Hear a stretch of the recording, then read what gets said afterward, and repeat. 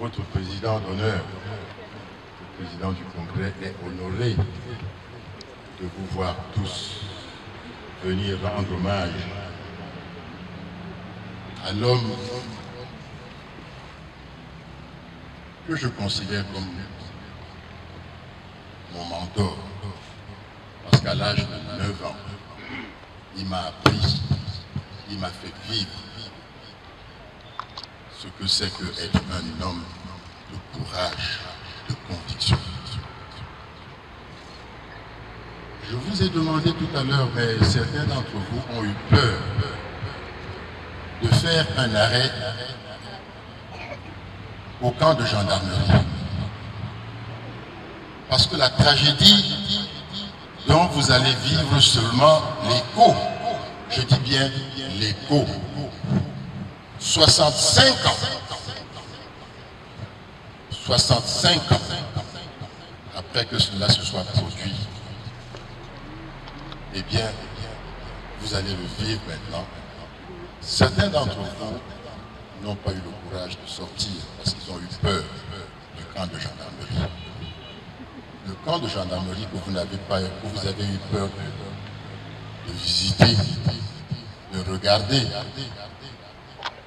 c'est là que le vieil homme que je suis, 75 ans, 75 ans, en 1957, j'avais 9 ans. J'ai fait la connaissance, parce que j'étais le fils de gendarme, j'ai eu le privilège de rencontrer ce que je considère comme un grand homme. Nous n'avons pas été seulement des esclaves. Nous n'avons pas été seulement des gens qu'on achetait et qu'on vendait. À 9 ans, j'ai découvert, et c'est ce que je voudrais que vous puissiez transmettre les uns et les autres, les unes et les autres, les mamans, les grandes pédiatres que vous êtes, les grands médecins que vous êtes, les grandes sages-femmes, les grandes infirmières. Vous allez dire à vos enfants que vous avez vu là où un grand homme, un héros, un vrai héros est mort et s'est sacrifié pour sauver la vie à ses camarades de combat. Je voulais que vous voyiez, que vous fassiez le trajet. Celui que vous avez fait est le trajet que Fossi Jacob a fait. Il ne savait pas que son petit ami, que j'étais, parce que j'étais son petit ami, il m'a appris la dictée, il m'a appris le calcul mental, à partir de Jol, où il était. Je voulais que vous regardiez ce camp de gendarmerie, que vous voyiez cet endroit où il avait été torturé. Torturé. Mais vous n'avez pas eu le courage. Certains ont eu le courage. Torturé. Et quand un jour, je viens, parce que je crois que nous allons encore faire la dictée, vous allez lire ça dans le livre. Il me dit, mon petit, nous n'allons pas faire la dictée demain. Parce que demain, on va me jeter. Ce soir, on va me jeter. Vous imaginez ce que cela représente pour un gamin de 9 ans qui apprend de la bouche de son grand ami, qu'il admire parce qu'il parlait un français extraordinaire. Il connaissait les fables de La Fontaine par cœur. Il me faisait les dictées sans lire un livre. Un grand monsieur, un grand écrivain. Ce gamin de 9 ans s'est dit non, je ne peux pas laisser partir mon ami. Je ne peux pas dire, je ne peux pas. Le gendarme André Houtard est quelqu'un que j'ai bien connu. Il était le père de mon copain avec qui nous jouions au billes. Son épouse était très gentille. Elle nous offrait des tartines de chocolat et de confiture. C'est là que j'ai appris qu'en plus de la nourriture du matin, de midi et du soir, dont les Blancs avaient encore un petit repas qu'on appelait le goûter au. C'est là que j'ai découvert ce qu'on appelle le goûter. C'est cette Madame Houtard qui l'a fait découvrir. Et je vais vous faire la confidence, je suis même allé jusqu'en Lyon, en France, pour retrouver les traces d'où est parti M. Oudart. Eh bien, le chemin que vous avez fait, c'est celui que M. Fossi Jacob, parce que son nom de lutte c'était M. Nicodème. Vous allez lire tout ça dans le livre. Le petit gamin que je lui dis que je suis à l'époque, je lui dis, mais Monsieur Nicodème, mon papa me dit que tu ne t'appelles pas Monsieur Nicodème, mais tu t'appelles Fossi Jacob. Il éclate. Il dit, oui, mon petit, tu apprendras dans la vie que parfois il faut changer de nom pour ne pas être découvert. Oui, mon nom c'est Fossi Jacob. Tu as 9 ans. Tu as l'âge de mon fils, presque l'âge de mon fils Abraham. Mais il ne me dit pas qu'il a aussi une fille. Parce qu'en 2012, quand je ne suis plus doyen de la faculté de médecine, je me dis, ben mon Dieu, j'ai été libéré de ces fonctions, je vais aller à la recherche de la famille de mon grand ami Fossi Jacob. Certains d'entre vous pourraient me demander, mais professeur, pourquoi tu as attendu longtemps comme ça pour parler de cette histoire? On a attendu longtemps parce que, premièrement, comme fils de gendarme, ce que j'ai vécu était un secret militaire. Et un secret militaire, si vous le divulguez, vous condamnez à mort votre papa. Et je ne pouvais pas me laisser condamner mon père à mort. Par conséquent, j'ai dû taire cette histoire. Et vous savez, vous êtes très jeune. Vous n'avez pas connu une période post-coloniale qui, chez nous, a été terrible. Terrible. Une tyrannie méchante. Je ne sais pas si vous avez jamais entendu parler d'un certain M. Fouchibé et de la Dirdok. Est-ce que vous avez remarqué qu'il y avait une école sur le chemin qui portait le nom de Fossi Jacob? Honorable Fossi Jacob. Donc, eh bien, je suis allé rencontrer ce grand monsieur, M. Fossi Jacob. Parce que dans l'histoire que vous allez lire dans le livre, lorsque l'événement a eu lieu et que les 17 ou 18 rescapés sont remontés dans le camion, sur le chemin que vous avez fait, il y a un monsieur que je n'ai jamais vu, malheureusement, il est décédé, qui avait dit, hé, mes frères, nous avons vu comment on pouvait mourir et on n'est pas mort grâce à un monsieur, notre chef, monsieur Nicodème. On me dit que ma femme est enceinte.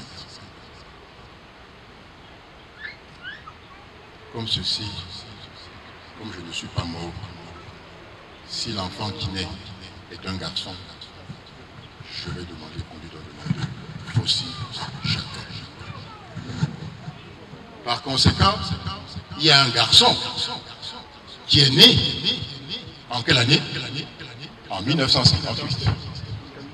N'est-ce pas? Ah oui, la grossesse dure 9 mois. Donc il y a quelqu'un qui est né en 1958. Je m'en vais voir l'honorable Fossi Jacob. Je lui dis, honorable, blablabla, blablabla, blablabla, blablabla. Vous ne seriez pas le fils dont on me parle dans cette histoire? Il me regarde, il me dit, yeah, professeur, pardon, ne parle plus de cette histoire, pardon. C'était trop dur à l'époque où on cherchait le travail et où on cherchait. Pardon, ne cite pas mon nom dans ton livre. Donc, j'ai déduit que l'homme que je voyais et qui avait très probablement 73 à 74 ans est l'individu dont on me parlait dans le camion, le sinistre camion. Donc aujourd'hui, vous allez voir l'endroit où j'ai été témoin oculaire candide, innocent, de l'horreur et aussi de l'honneur, parce que j'ai vu un monsieur calme, impassible, regardant son bourreau de blanc, droit dans les yeux, sans chirurgie, sachant bien ce qu'il allait faire, pendant que les autres faisaient caca, pipi, pleuraient, s'agenouillaient, priaient le Dieu, priaient ainsi de suite. Lui, il était là, calme, le regard fixe. Il savait ce qu'il faisait. Le petit gamin, il voyait enfin le héros dont il avait toujours entendu parler, qu'il avait toujours vu, mais à travers une lucarne que vous n'avez pas eu le courage de venir voir aujourd'hui. Il était magnifique. Mon maître était magnifique. C'était un bel homme, altier. Eh bien, tout à l'heure, vous allez voir comment. Lorsque le gendarme André Outard vient le voir avec sa torche, une torche puissante. Quand on était de là, elle pouvait éclairer jusqu'à 500 mètres. Il vient, il torche Fossi Jacob et lui dit: tu ne veux pas parler, hein? Tu ne veux pas parler? Eh bien, tu vas voir. Le temps de dire que paf! La torche éclaire le ciel. On voit. Le chef est tombé dans l'eau. Panique! Vous allez lire tout ça dans le livre. Je n'en dis pas plus. Et ce monsieur décède dans ces conditions.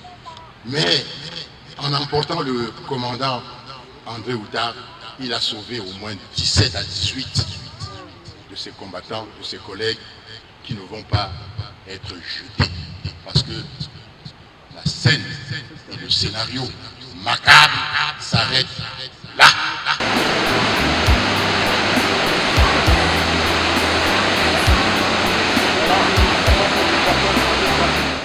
Nous repartons.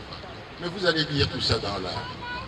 Donc tout à l'heure, vous allez voir ce que j'ai vu il y a 65 ans. Vous allez voir combien c'est horrible de tomber. Ce que je voudrais ajouter, c'est qu'en 2012, quand je cherche la famille de Fossi Jacob, je tombe sur Abraham. Souvenez-vous, on se raconte notre histoire. Évidemment, on tombe les bras l'un dans l'autre. Nous découvrons que nous sommes frères. Il m'amène chez lui. Malheureusement, Abraham décède d'un accident vasculaire cérébral cardiaque en 2015. Je suis perdu. Je suis complètement perdu. Je n'ai plus de traces de la famille de mon héros. Jusqu'à ce que, en faisant mes recherches, on me fait découvrir cette sœur, Louise Leka, la fille de Fossi Jacob. Et je voudrais que vous l'applaudissiez.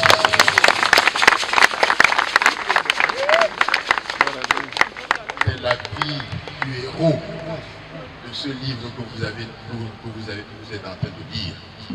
Et qui, lorsque nous commençons à confronter nos données et nos souvenirs, nous tombons tous sur la même date. La nuit du 8 au 9 mai 1957.